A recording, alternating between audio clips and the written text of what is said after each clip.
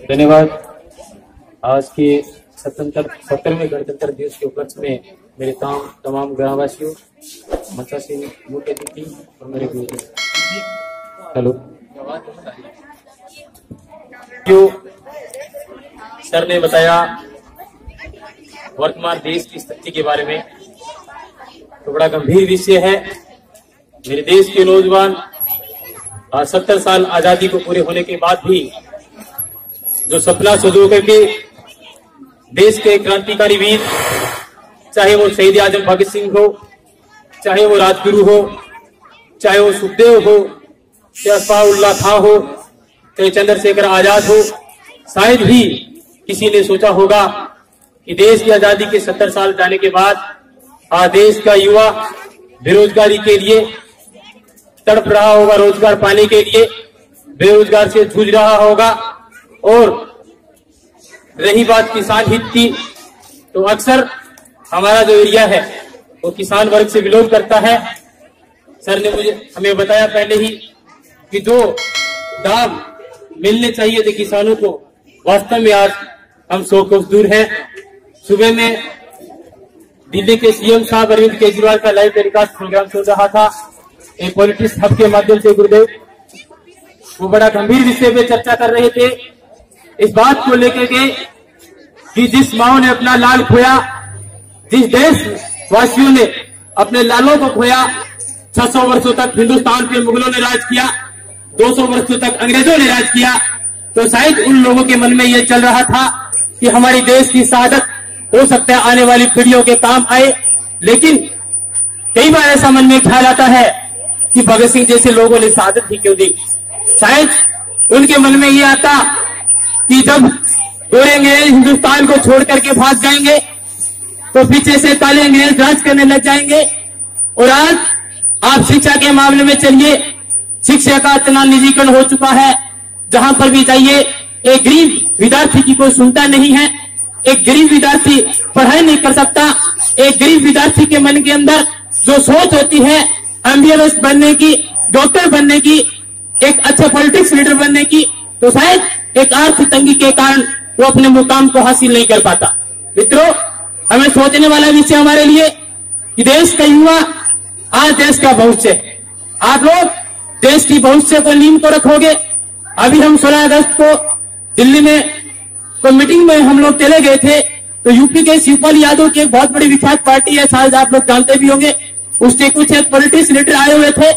तो जहां राजस्थान की बात आती है तो वहां पे हम लोगों को गर्व महसूस होता है कि अक्सर वर्ल्ड के अंदर हिंदुस्तान में 2 ऐसे राज्य हैं, यूपी और बिहार, जो कहीं न कहीं जनसंख्या के मामले में यूपी अपना सर्वश्रेष्ठ स्थान रखता है, तो वही क्रिमिनल डिपार्टमेंट के अंदर बिहार का नाम लिया जाता है।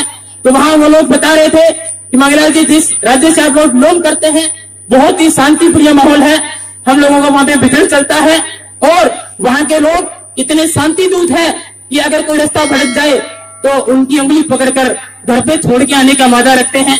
वाकई मुझे फक्र महसूस हुआ कि आज देश के अंदर हमारे राजस्थान का जिस इलाके के अंदर जिक्र होता है वो के ही इंसानियत के नाते एक अच्छा नाम दिया जाता है।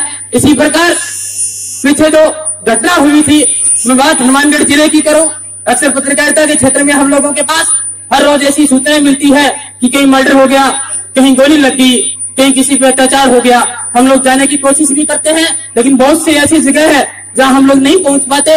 लेकिन कहीं न कहीं ये प्रश्नवाचक चिन्ह हमारे ऊपर लग जाता है कि अगर राजस्थान का इतना सेफ इलाका है, खास तौर से ये देवियों की भूमि है और विशेष तौर से जहां हम लोग रहते हैं बीकानेर संभाग के अंदर आज तक कोई प्राकृतिक आपदा नहीं आई है। अक्सर माना जाता है कि प्राकृतिक आपदाओं के अंदर बीकानेर संभाग के जितने जिले हैं वास्तव में ही अपने आप में महसूस करते हैं। आज ऐसा कौन सा दिन आ गया जो हर बार किसी न कहीं हत्या हो जाती है, कहीं न कहीं दिन में फायर हो जाते हैं, कहीं किसी साथी हत्या कर दी जाती है, तो कहीं किसी का मर्डर किया जाता है। बड़ा सोचने वाला विषय है, आप लोगों को मंथन करना होगा। और अकेला मांगीलाल, अकेला छारखेम का नौजवान पूरी परिस्थितियों को नहीं बदल सकता, लेकिन ये हम आपसे वादा जरूर करते हैं कि अगर आप लोगों ने ठा लिया तो एक दिन ऐसा आएगा, बिल्कुल परिस्थितियां चेंज होगी। आप संघर्ष करते रहिए, मैदान में डटे रहिए। हमारा नजदीकी गांव जसाना की हम लोग बात करें पीछे जब साथी की कॉल आया था, कौन गया हत्याकांड हो गया था, 15 महीने के बाद भी आज हत्यारे हैं वो सरेआम घूम रहे हैं, बेखौफ घूम रहे हैं। इस बात को लेकर के वहां के लोगों ने तो फैसला लिया था चुनाव बहिष्कार का। कहीं न कहीं हम लोगों को हाथ बढ़ाना चाहिए था। विधानसभा चुनाव का अगर बहिष्कार करते तो शायद उन लोगों को आज राहत महसूस होती। लेकिन फिर मेरे पत्रकार साथियों ने, जिन लोगों ने मुद्दा उठाया, इस चीज को हाईलाइट करने की कोशिश की, तो वो बात राज्यपाल तक चली गई। और सर उसी दिन चुनाव से 2 दिन पहले जब हम बात कर रहे थे तो रात को 10:30 बजे आदेश आते हैं कलेक्टर महोदय के कि एसओजी की जांच वो मंजूर कर दी गई है, आप लोग वोट डाल सकते हैं। एक बार उनके लिए तालियां जरूर बजानी चाहिए आप लोगों को कि वो लोग आज 6,500 वोट एक पेटी में डलने चाहिए थे, आज उन्होंने बहिष्कार किया। लोकतंत्र की परिभाषा आप लोग सब जानते हैं, जनता के लिए, जनता द्वारा बनाया गया जनता हित के लिए जो कानून होता है साथियों, वो लोकतंत्र होता है।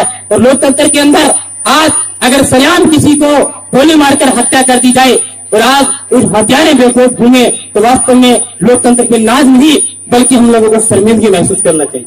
साथियों, अप्रैल के अंदर लोकसभा चुनाव होने वाले हैं, तो पॉलिटिक्स मुद्दा नहीं है, लेकिन 26 जनवरी हो चाहे 15 अगस्त हो, 2 राष्ट्रीय पर्व होते हैं जिसमें हमें सांस्कृतिक प्रोग्राम की झलकियां भी देखने को मिलती है।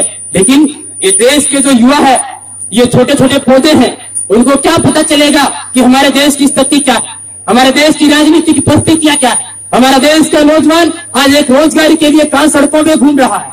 आज हर एक रोजगार के लिए, चाहे वो एमएड हो, चाहे वो बीएड हो, चाहे वो ग्रेजुएशन हो, सबके सब लोग बेरोजगार घूमते। इस बात को लेकर के क्योंकि जिन सपना जो लोग सजोए बैठे थे, जिन लोगों ने क्रांतियां दी थी, जिन लोगों ने अपने प्राणों की आहुति दी थी, शायद उन्होंने कभी सपने भी नहीं सोचा होगा कि आज मेरे देश के नौजवान की हालात ये हो।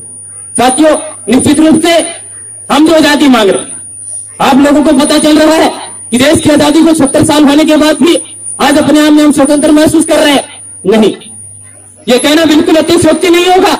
इस बात के लिए मैं बोल रहा हूं, इसलिए क्योंकि आपको अपने हक की आवाज उठाने का अधिकार नहीं है, आपको संघर्ष करने का अधिकार नहीं दिया जाता है।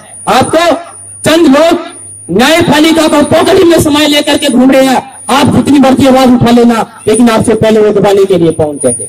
इसलिए इन लोगों को बाबा साहब अम्बेडकर ने कहा था ना कि लोकतंत्र का सबसे मजबूत हथियार है वोट डालने का अधिकार।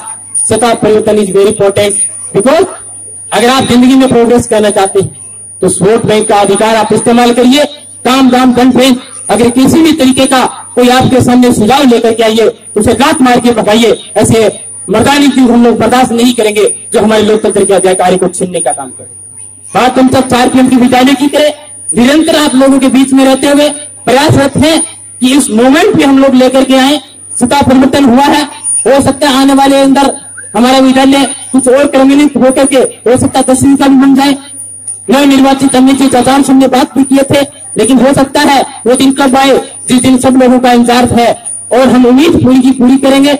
जो बच्चे छोटे छोटे नन्हे मुन्ने बच्चे और जो आपका जो स्टाफ है, जितने भी मैडम लोग हैं, वाकई ही बधाई के पात्र है कि छोटे छोटे बच्चे जो कलाकारियां दिखा रहे हैं, वास्तव में हैरान कर देने वाली कलाकारियां हैं। मेरे पास 3 स्कूल के इन्विटेशन कार्ड आए पड़े हैं घर पे, और अभी फोन भी आया था, मुझे अभी जाना भी है। लेकिन मैं सबसे ज्यादा मेरे स्कूल के गांव को ज्यादा तवज्जो इसलिए देना चाहता हूँ कि जितने भी आजकल प्रोग्राम को है, चाहे भवन निर्माण का हो, सबसे एक बात और बता देता हूँ, नॉर्थ तहसील के अंदर गुलेव एकमात्र ऐसा स्कूल है हमारा जिसके अंदर एक पंचायती राज विभाग के अंतर्गत सबसे ज्यादा जो बजट सेशन हुआ है वो हमारे कार्यकाल के अंदर, आपके कार्यकाल के अंदर इसका बजट सेशन हुआ है।